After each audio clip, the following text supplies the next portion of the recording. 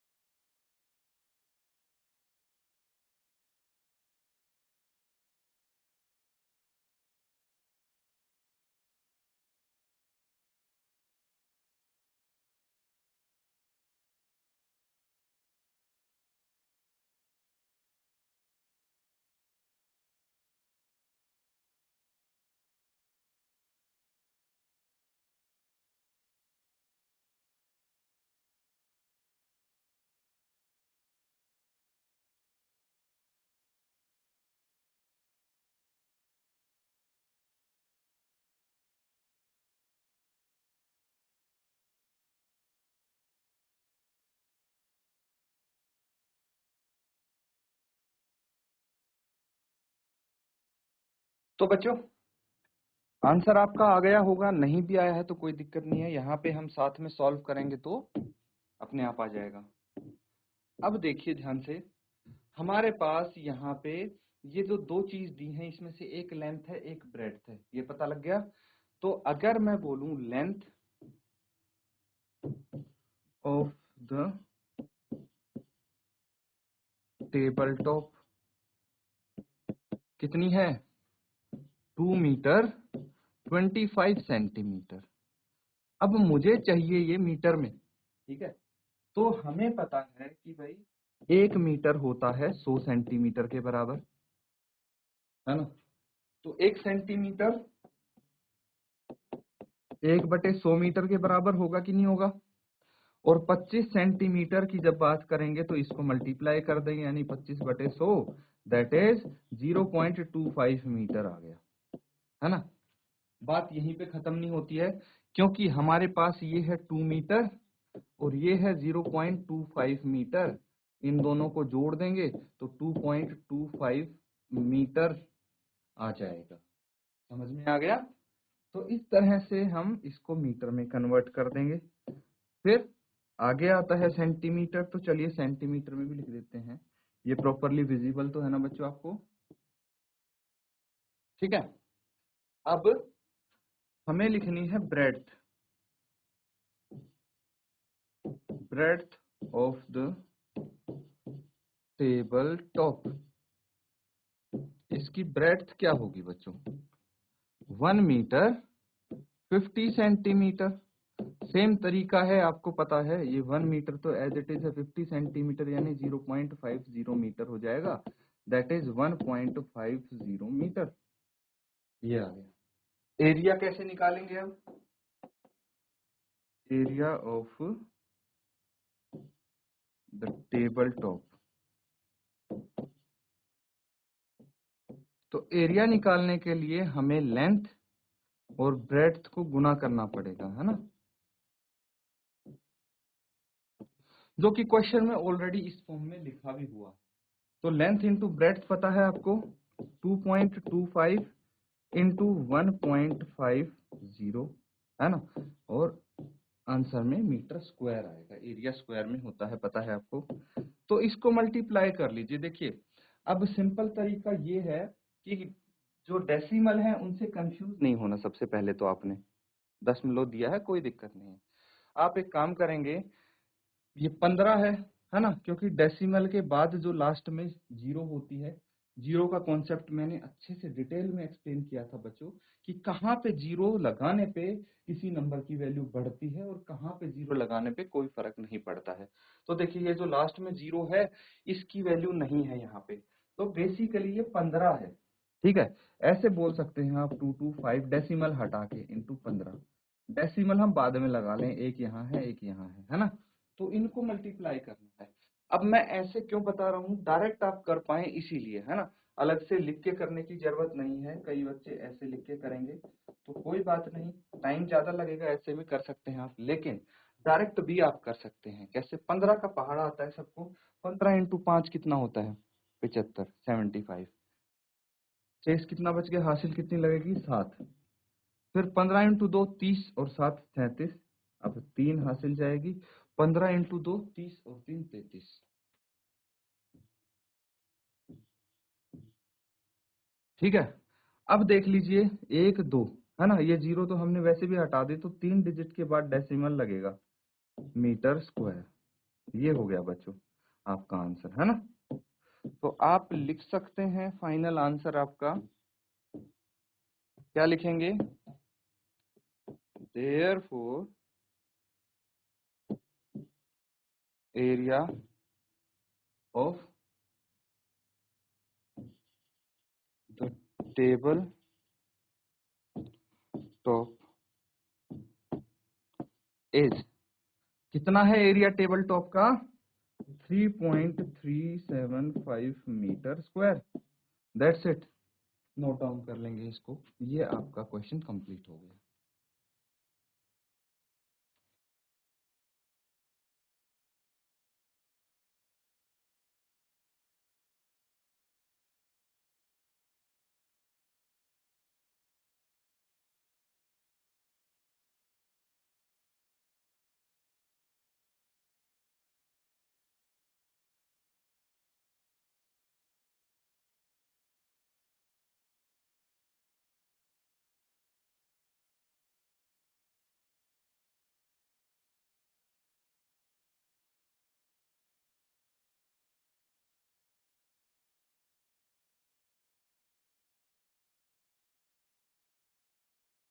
तो बच्चों सबने नोट डाउन कर लिया है, अगला क्वेश्चन करें हम। ये क्वेश्चन है आपके लिए, इसमें बोला गया रूम, ठीक है, a room has 4 metre long and 3 metre 50 centimetre wide. ठीक है, तो यहाँ पे आप लिख लेंगे a room is 4 metre long and 3 metre 50 centimetre wide. How many square metre of carpet is needed to cover the floor of the room. यानी एक कमरे की लंबाई 4 मीटर 25 सेंटीमीटर तथा चौड़ाई, देखिए यहाँ पे 4 मीटर 25 सेंटीमीटर लिखा हुआ है, तो इसको भी हम 4 मीटर 25 सेंटीमीटर कर दें।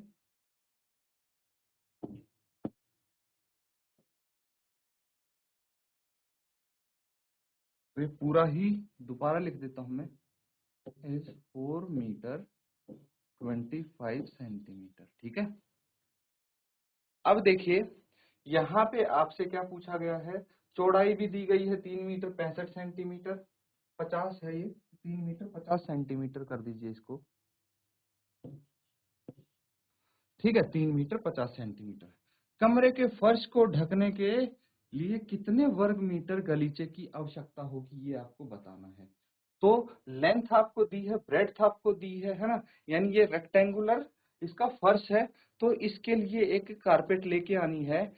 कितनी कारपेट आएगी वो तो भाई इसका एरिया यानी क्षेत्रफल निकालने के बाद ही पता लगेगा। तो फटाफट इसका क्षेत्रफल निकाल के बताइए, और जो इसका क्षेत्रफल होगा उतनी ही कारपेट आएगी, है ना। तो जल्दी से नोट डाउन करके सॉल्व करो इसको।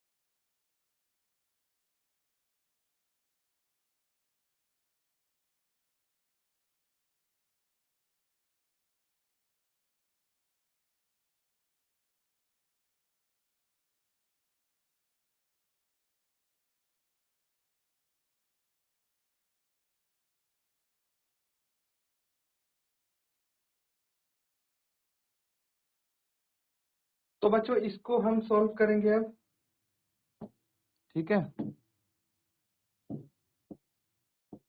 सबसे पहले आपको लेंथ और ब्रेड्थ दी गई है, तो उसको आप लिख लेंगे। Length of the room is equal to 4 metre 25 centimetre. अब एक चीज मैंने बताई थी कि भाई या तो ये मीटर में होना चाहिए या सेंटीमीटर में, है ना। मतलब यूनिट एक होनी चाहिए, मीटर और सेंटीमीटर दोनों को लेके काम नहीं चल सकता। तो हमें क्या करना है, इसको मीटर में कन्वर्ट करना है, सेंटीमीटर में क्यों नहीं। अब आपके मन में ये सवाल आएगा, तो मैं बता दूं, यहाँ पे क्वेश्चन में बोला गया है कि हाउ मेनी स्क्वायर मीटर, कितने स्क्वायर मीटर चाहिए, यानी कितने वर्ग मीटर की जरूरत है। तो आंसर वर्ग मीटर में आना चाहिए, एरिया वर्ग मीटर में आना चाहिए, तभी पता लगेगा। तो इसीलिए हम मीटर में इसको चेंज करेंगे, कन्वर्ट करेंगे। तो ये 4 मीटर है ही, ये 0.25 मीटर यहाँ पे है, और इनको ऐड करेंगे तो 4.25 मीटर आ जाएगा ये, ठीक है। सिमिलरली अगर ब्रेड्थ की बात करें हम, breadth of the room is 3 metre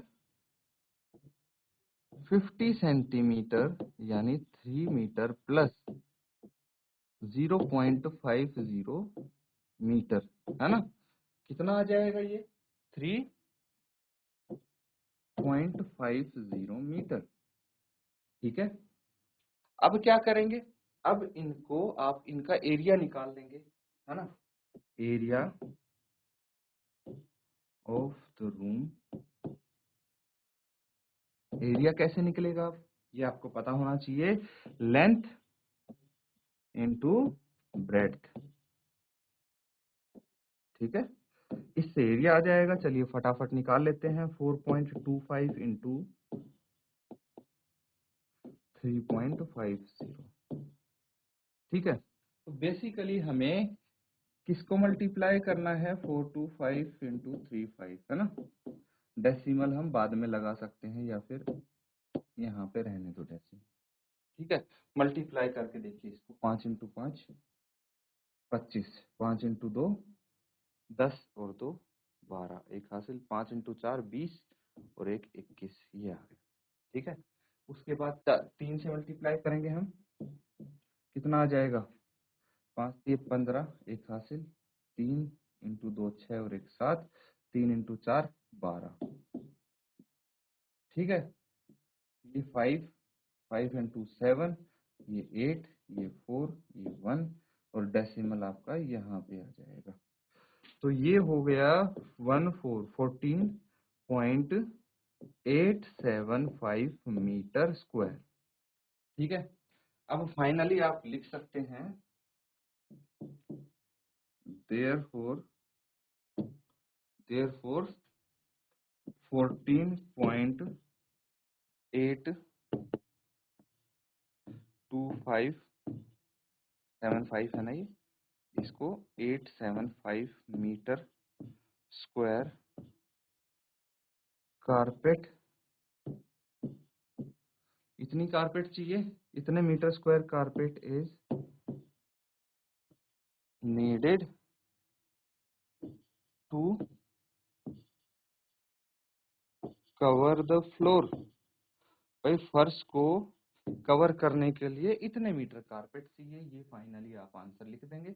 note down कर लीजिए इसको, और जो आंसर आपका आया है अब चेक कर लीजिए कि क्या आपका भी सेम आंसर आया था। और ये कैलकुलेशन जो पोर्शन है ये आप रफ में अपना कर सकते हैं, ठीक है बच्चों, तो नोट डाउन करो इसको।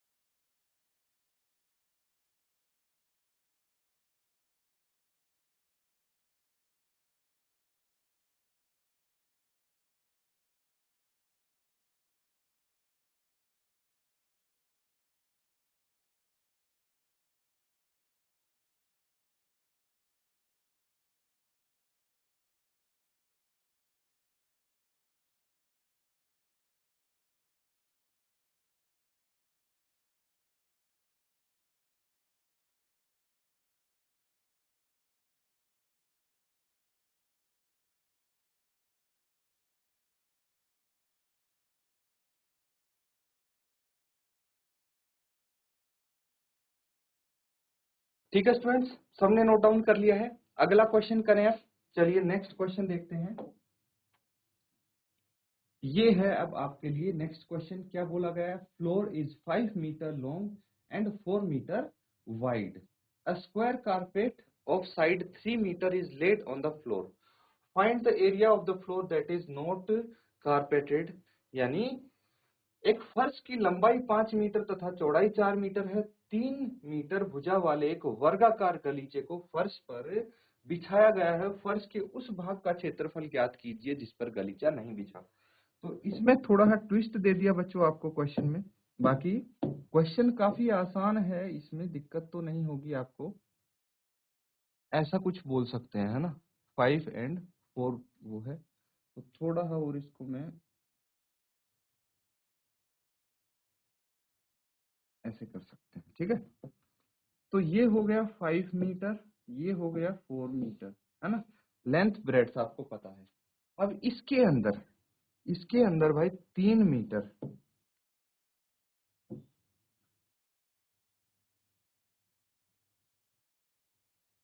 ठीक है। एक स्क्वायर कारपेट हमने बिछा दिया जिसकी साइड 3 मीटर है, तो सारी साइड 3 मीटर होंगी। तो भाई कुछ तो जगह छूटेगी, कुछ तो एरिया साइड में छूटेगा, है ना। तो ये जो छूटा हुआ एरिया जो कवर नहीं किया गया कारपेट से वो बताना है। कैसे बताएंगे? बहुत आसान है। आप निकालेंगे एरिया किसका, रेक्टेंगल का सबसे पहले, और उसमें से घटा देंगे स्क्वायर का एरिया, ठीक है। नोट डाउन करके सॉल्व कीजिए इसको।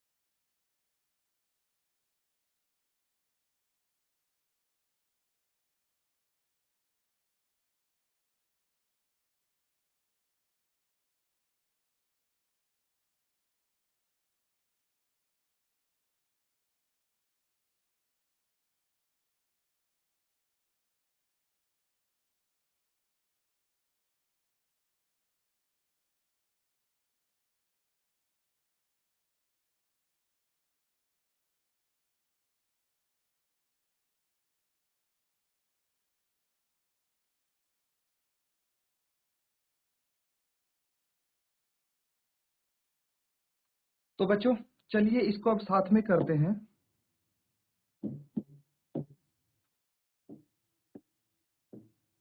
सबसे पहले लेंथ और ब्रेड्थ आप लिख लेंगे। लेंथ ऑफ द फ्लोर कितनी है? 5 मीटर, 5 मीटर लंबा है। और ब्रेड्थ कितनी है?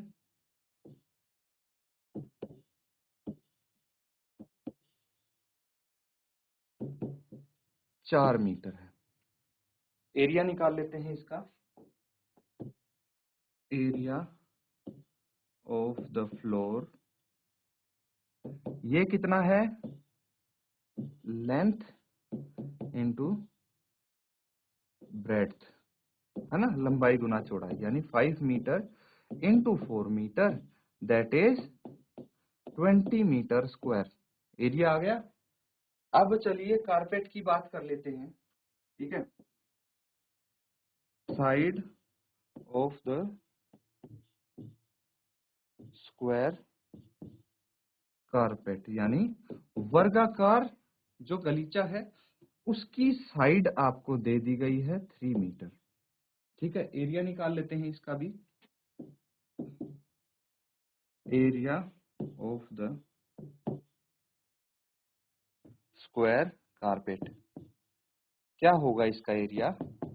साइड इंटू साइड या फिर साइड का स्क्वायर, है ना, यही होता है एरिया। चलिए 3 metre into 3 metre, that is 9 metre square. यहां तक आ गया, नोट डाउन कर लीजिए। इसके बाद हमें माइनस करना है, और माइनस करने के बाद जो एरिया बच गया है जिस पे कारपेट नहीं बिछी है वो आ जाएगा आपका। पहले यहां तक नोट डाउन कीजिए।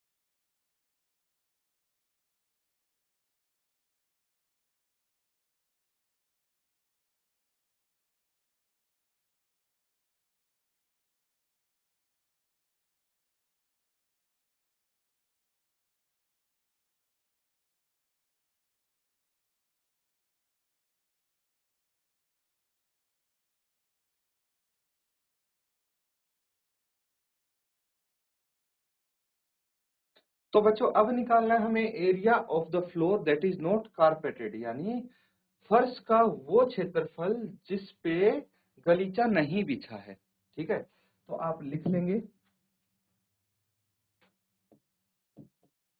Area of the floor that is not carpeted, ठीक है, जिस पे गलीचा नहीं बिछा है उसका क्षेत्रफल कैसे निकालेंगे? एरिया ऑफ द फ्लोर, जो फ्लोर का एरिया निकाला था याद है ना, उसमें से हम माइनस कर देंगे एरिया ऑफ स्क्वायर कारपेट। दोनों के एरिया हम निकाल चुके हैं बच्चों। तो क्या क्या है इनके एरिया? एरिया ऑफ फ्लोर आपका आया था 20 मीटर स्क्वायर, और एरिया ऑफ कारपेट कितना आया था? 9 मीटर स्क्वायर। माइनस करेंगे 11 मीटर स्क्वायर आ जाएगा। तो फाइनली आप आंसर लिखेंगे therefore 11 metre square area of floor is not carpeted, ठीक है। ये क्वेश्चन हमारा कंप्लीट हो जाता है, इसको नोट डाउन कर लेंगे।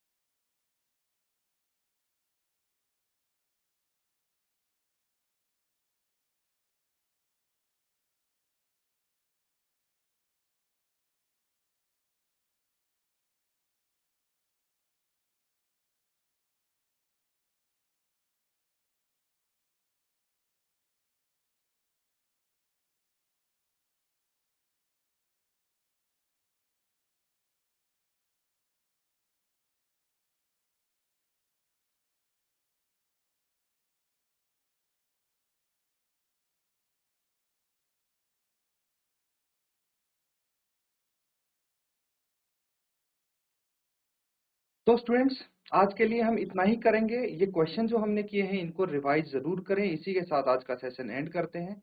Thank you and have a nice day.